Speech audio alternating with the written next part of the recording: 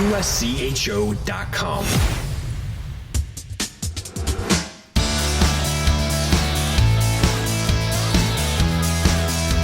Welcome to USCHO Spotlight for Wednesday, February 14th, 2024. This podcast is sponsored by the NCAA Men's Division I Frozen Four, April 11th and 13th at XL Energy Center in St. Paul, Minnesota. Visit ncaa.com/mfrozen4 to get your tickets today. I'm Ed Trefzger alongside Jim Connelly, and when we need to know what's happening on the broad scene of players and recruitment and college hockey eligibility, we know who to turn to. And joining us now on USCHO Spotlight, he's the executive director of College Hockey Inc. and a good friend of college hockey. Maybe a little early to be talking to him. Usually a great guest at the Frozen Four, but we're talking a little earlier this year. It's Mike Snee. Mike, welcome back to the show. And, seems to be a pressing topic out there that I wanted to get your input on. And it's, the possibility that the ban of CHL players, Canadian Hockey League, major junior players, I'll use all the terms that people might know out there, might be allowed back into college hockey. It's gone so many places. And as we were just saying off the air, a lot of rumors out there. I know that you have to have your hand on the pulse of this. Can you help us understand what's going on and where all this kind of sits as of today? Sure. Yeah. First off, good morning and thanks for having me on. And secondly, if I wasn't awake yet, I'm awake now after that one. It's certainly been a topic the past maybe 2 months or so. I've been with College Hockey Inc. for 11 years, and it seems to be a topic that pops up and then dies down and then pops up. I know it was talked about a lot amongst people in an informal way, probably 7 or 8 years ago, and now it's the same type of thing. And I want to emphasize anything that you're hearing or reading is mostly rumor. Okay, there are people voicing their opinion, and by people I generally mean coaches in the game. But nothing that I'm aware of, at least, and I'm pretty confident saying that nothing has formally been discussed whatsoever. I think what is happening right now is some coaches are maybe not in favor of it. They're in favor of discussing it, and they're vocal about it. And then some coaches are not in favor of contemplating any changes, and they're sharing their opinions, and that's what's leading to, whether it's the news coverage or social media opinions or whatever it might be. So all I want to stress, and I certainly want to stress to young players and their parents, that the amateurism rules in NCAA hockey have not changed. There certainly is nothing that's been formally discussed about that.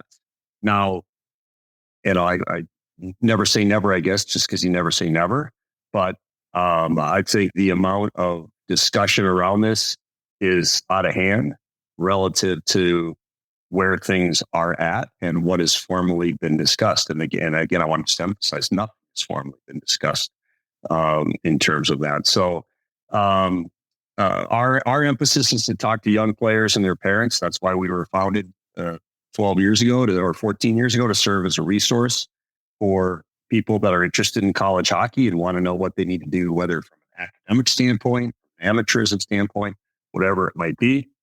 All of those rules still exist. We're operating like they're going to not only exist in the short term, but in the long term. And just make sure that if college hockey is something that intrigues you, that you protect your amateur status. The amateur status, I guess, is the impetus behind the conversation nowadays. Maybe 7-8 years ago it was different, but with NIL coming along, and obviously the amount of hockey players that are getting paid is pretty limited as opposed to, say, football or basketball. But there have to be players at this point who receive some NIL money, and that's usually what I think the conversation is about. But major junior goes, I guess, a little beyond this. And that's what makes hockey so unique, in my opinion. You have NHL players that are playing in the CHL right now in the various leagues. And those are players that didn't make their NHL roster, but they're under contract. They're sent back down. How much can you see the influence of just the differences and the uniqueness of hockey affecting all of this, so that this is not something that the NCAA could just talk about across the board of all sports, that hockey is different and hockey is unique in the way we have to approach, whether it's amateurism or just the safeguarding of the sport. Yeah, those are all fair and obvious points, just where NCAA athletics is today. Geez, I mean, even compared to last month, and where NCAA athletics are today compared to 5 years ago is different, especially when it comes to the student athletes being able to have access to making money, whether it's making money on their own name, image, and likeness, or getting some money through Alston money or full cost of attendance or whatever it might be. Hockey, and then within that context, hockey itself, like you just brought up, is unique. We have the delayed entry, that the length of our delayed entry that no other sport has.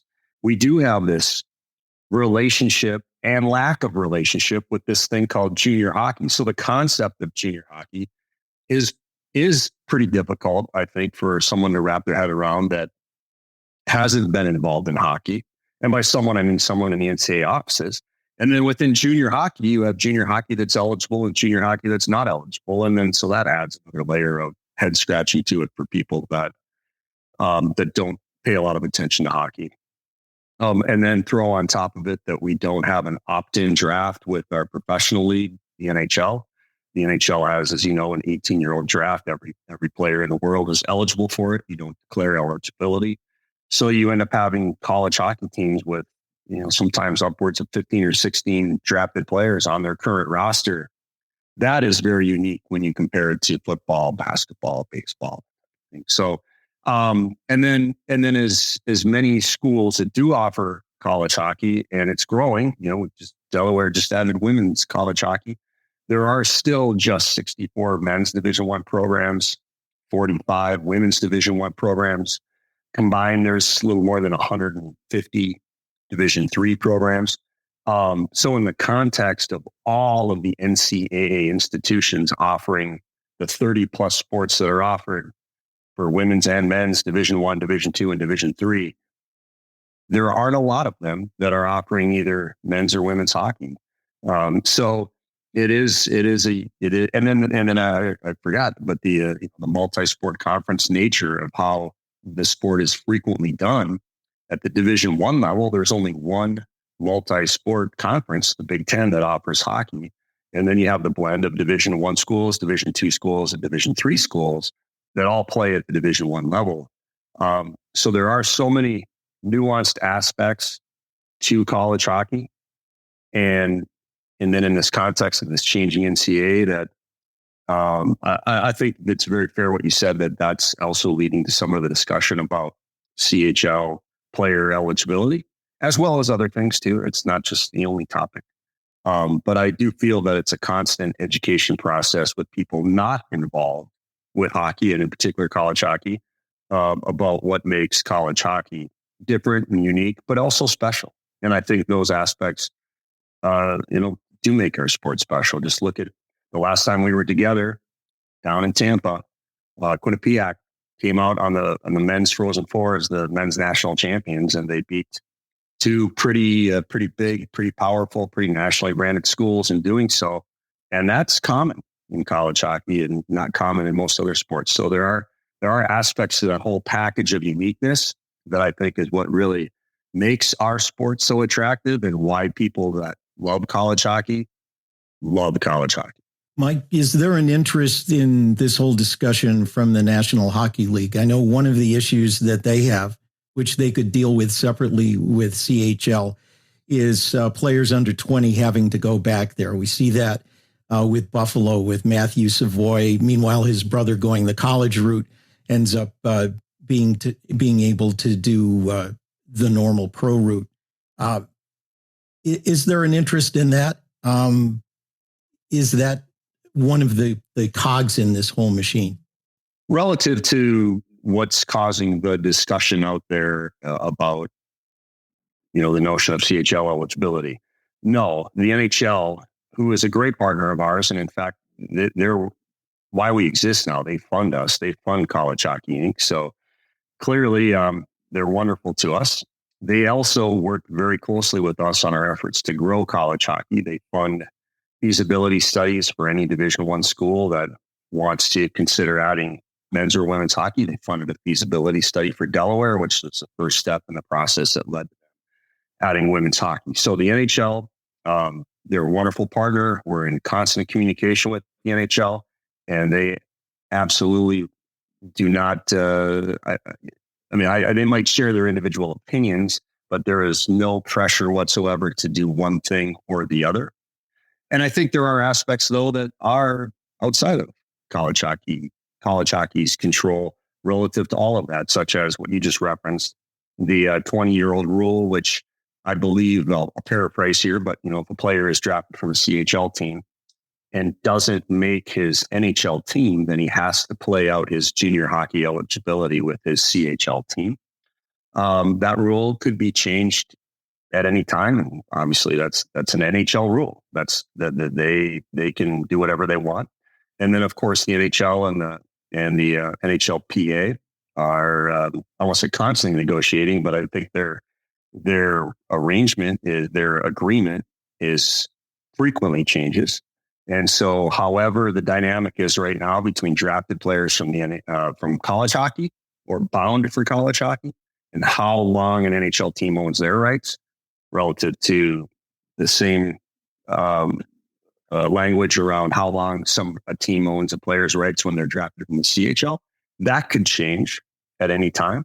And really, that's the negotiation between the NHL and the NHLPA and nobody else. So the NHL is a wonderful partner of ours, and they have not formally weighed in either way on what they think college hockey should do. I think their approach is, and nor have they really ever. So I think their approach is college hockey needs to think about themselves and do what they feel is right for college, or not do anything, whatever they think is right for college. More with Executive Director of College Hockey Inc., Mike Snee, in a moment.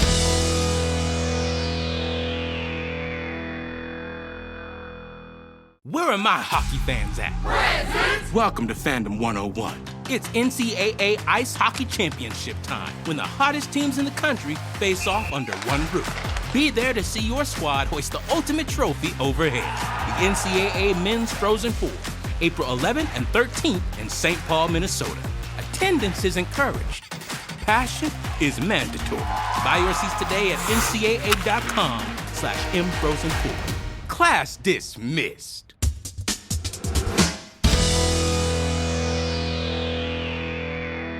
We're back with more with Mike Snee from College Hockey Inc. Mike, your organization has done a lot on education in Canada, whether you're talking the BCHL or Alberta or Ontario or Quebec. There's been a little bit of a shuffle up there with the BCHL leaving Hockey Canada and now 5 Alberta teams joining up with that. Do you see any fallout from that? What's the impact on that of players coming to play college hockey in the U.S.? We've had great relationships with all of the Tier 2 leagues, the Tier 2 junior leagues, or the Junior A leagues, I guess is the preferred way of saying it, throughout Canada, whether BCHL, AJHL, and working your way east through every province. When we do go to Canada, and a good example is we're headed up to Ottawa next week. We're going to be hosting some events in the Ottawa area for young aspiring players that are, thinking about NCAA hockey, and we get involved with the CCHL, which is the Junior A league in the Ottawa area. So we consider all of those leagues partners. I think much like you just asked us about the NHL, and if we get involved, I would say the same thing from a college hockey standpoint to the BCHL and the AJHL and their member teams is they need to do what they feel is best for them and just make sure that they're not making any changes that might pose eligibility conflicts for their players. The big thing there is making sure that their players are doing what they need to do academically so that they remain academically eligible if they get an opportunity to play NCAA hockey. So certainly been following it, and we're good partners with both the BCHL and the AJHL. And when we're in those two provinces, both support our events. And really, if you came to our events, you'd probably think they were co-hosted by College Hockey Inc. And then, in Alberta by the AJHL and in British Columbia by the BCHL. So clearly a young man in this case that wants to play NCAA hockey. If he's from Alberta, it's almost certain he'll play in the AJHL. If he's from British Columbia, it's almost certain he'll play in the BCHL. Mike, I'll switch topics here a little bit, and we appreciate your input that you gave us on all of that. But some great news, obviously, that came out of College Hockey Inc. In the past 6 months, and it was the fact that all the work you've done for men's Division I ice hockey, you're now going to continue that effort on the women's side. And I got to meet Sadie Lundquist, who is the director of women's hockey for College Hockey Inc., your newest hire. I got to meet her at the Beanpot a couple of weeks ago. Seems excited to get a lot of stuff going. But what was the impetus behind that, and how do you see this playing out over time? And their role probably a little bit different on the women's side than it's had to be on the men's side. It is. And first off, we're excited that we're able to add that role and then to have the person that we found and that raised her hand for it to be Sadie Lundquist. She's impressing everybody, and we're ecstatic to have her part of our small staff. But back to the beginning, when College Hockey Inc. was formed, it really was with one purpose, and that was to help young players know what they needed to do to remain eligible to play college hockey, and along with that, excite them about college hockey and what made college hockey so special. And that was 14 years ago. But as we evolved, we added what I would call, internally, we call ourselves the PR department for college hockey. All of you know Nate Ewell, who was with us for a long time and really laid the foundation for that. Now Jason Hashdy has taken the baton from Nate a few years back, and we haven't missed a beat when it comes to just promoting and growing college hockey in terms of the awareness for it, celebrating the sport, and so on. So we added that aspect pretty quickly after we were formed.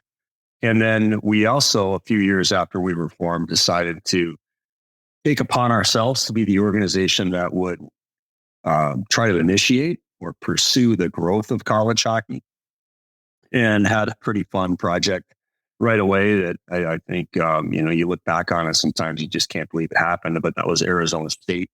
And then that really motivated all of us to do more of that growth initiative. And then along the way, at some point, we just said, we could be doing a lot of these aspects for young girls and young women, even though they don't have the same eligibility consequences that a young boy, a 14 or 15-year-old boy might be facing.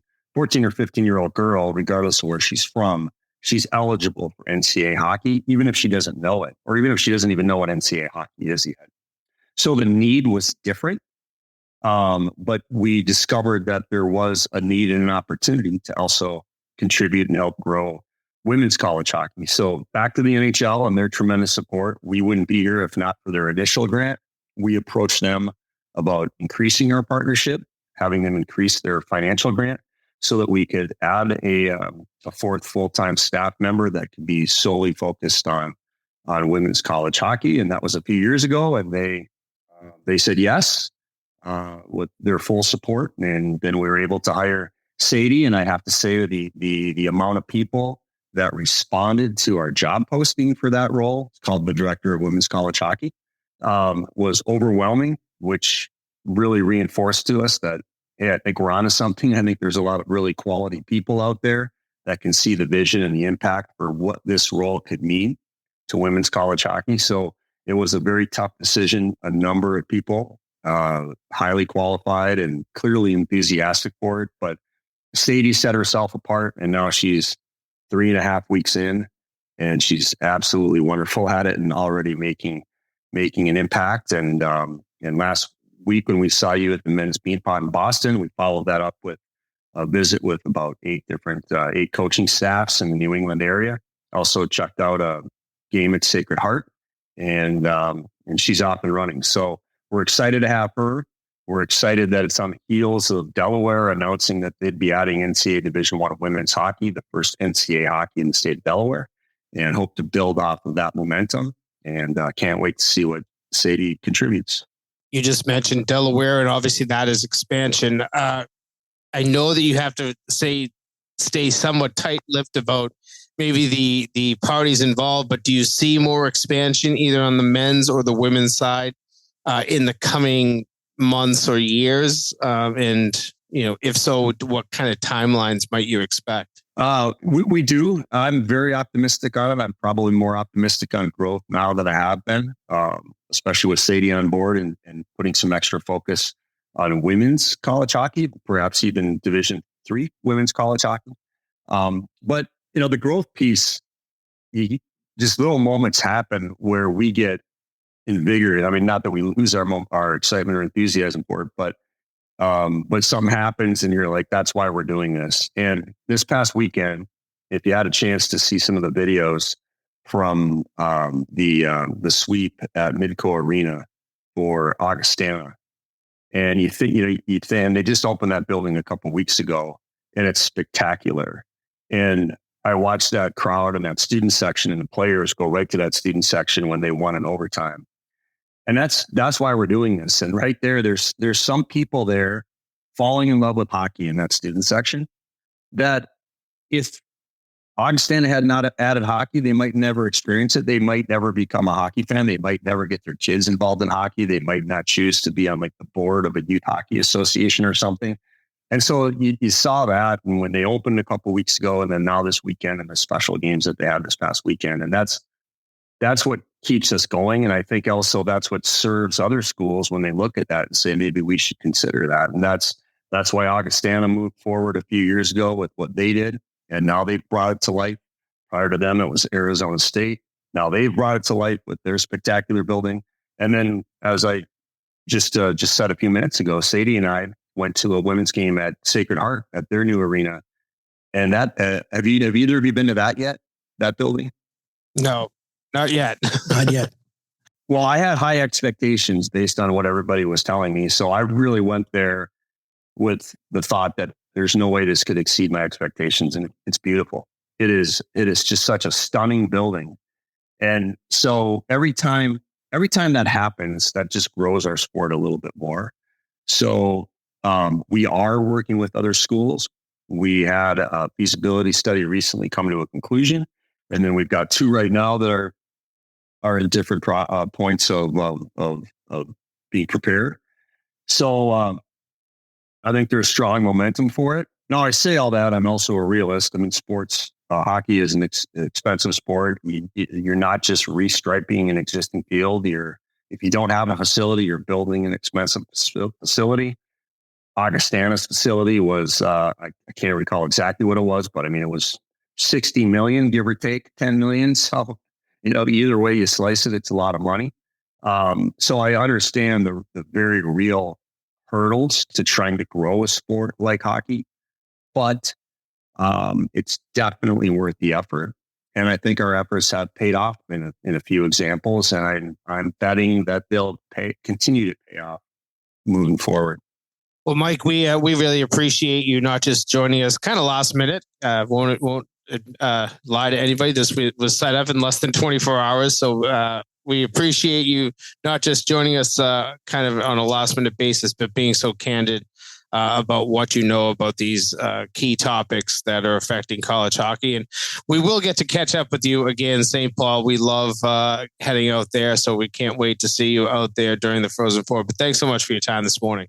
I appreciate it. And if I can, I always try to do this before at the conclusion, because we don't talk about this as much as we probably should. But the women and men that play college hockey, they absolutely do the job in the classroom. So if anything that we discuss that might be controversial or unknown or whatever, uncertain, what is certain is in the classroom, they are absolutely student athletes. 92% of men that play Division I hockey graduate. 97% of women that play Division I hockey graduate. So it's really a privilege for all of us at college hockey to work on their behalf and represent the sport.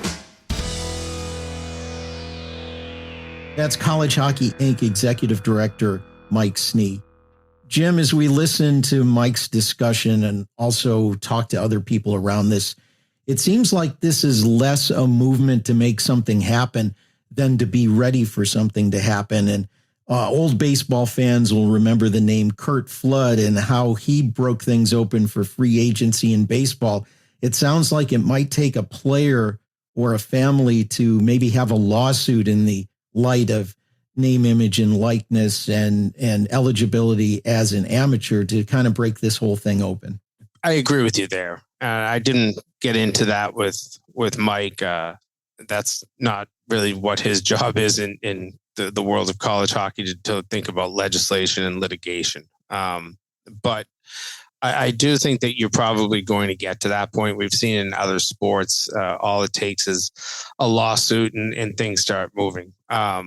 All that said is I think that even if there was a lawsuit, which there are none on the table, nobody has filed any lawsuits yet. And you hear people say, well, as soon as you get one, everything will change. Well, don't be so fast thinking that.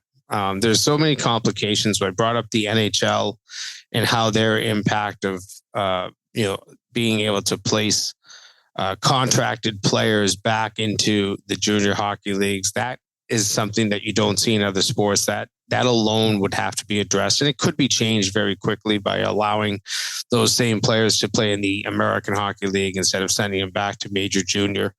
That's one issue that comes along with it. And the other is, maybe it happens, but I don't think it happens tomorrow or next year. You get a lawsuit, it will get tied up in courts. It might move quicker than you think, but it might not. And this thing, honestly, when you really look at the timing of what it'll take to change something like this legislation and allow CHL players to play in college after they've played Major Junior, that could take 5 years at least. So I know everybody thinks it's imminent that it's going to happen next year. And if you're a 16-year-old going to Major Junior this year, I don't really plan on playing college hockey. I don't see that happening any time very soon. But you're right. The litigious nature of our society would say that some family, some parent will just decide to file a lawsuit, and then things probably start accelerating on the pace that they go. But you're right. I think this is preparation, Ed. This is needing to be prepared. And I feel like that is one thing that, for the most part, college hockey has always been pretty good at. They've always tried to think one step, or at least a half step ahead. Maybe there are things that come up quickly, like the transfer portal, like NIL, that really moved quicker than a lot of people saw coming, and you weren't able to prepare as well for it. But I think that this is an issue that the college hockey body as a whole will be prepared for when it finally does arise. And I think it's very important for us to reiterate that some of the rumors that have been going around are simply not true or have been inflated. And on the other hand, it's not the case that nothing is going on. There are no negotiations between the CHL and the NCAA. There's no formula for that to happen. There hasn't been formal discussion among leagues, although we're told that there's been some informal discussion and maybe some straw polling. This is not on the agenda to make a decision on, and Naples may not even be on the agenda yet. It's still 3 months out. So a lot of what you've read, maybe all of what you've read out there, no, I'll dial that back. Not all. Most of what you've read out there is conjecture and rumor mongering, and things are going at a much slower pace than it sounds like, as you said. In our modern society, that's become almost the norm. One person reads a headline, not the whole story, a headline, and suddenly their opinion means everything, and that's that. And suddenly everybody's starting to create opinions on a topic that they haven't studied and know nothing about. And I'll admit it myself, I haven't studied this deeply. I've had conversations with people. I probably learned more in the last 25 minutes with Mike Snee than I even knew about everything that's associated with this potential change for college hockey. So I think that you say it right there, Ed. You have to kind of caution against getting into the rumors and rumor mongering that's out there, and just wait, let things play out. Then we'll see what really happens, and we'll probably have better reasoning, and we might actually have people address things much more directly, other than trying to backdoor everything through their own opinions, through their own set of factual facts that are not factual. And at some point, we'll watch the process unfold and understand things a lot better. Well, we do appreciate Mike Snee's time on this episode of USCHO Spotlight. And again, we salute all the great work that College Hockey Inc. does for both men's and women's hockey. This podcast is sponsored by the NCAA Men's Division I Frozen Four, April 11th and 13th at XL Energy Center in St. Paul, Minnesota. Visit ncaa.com/mfrozen4 to get your tickets today. For Jim Connelly, I'm Ed Trefzger, and this has been USCHO Spotlight.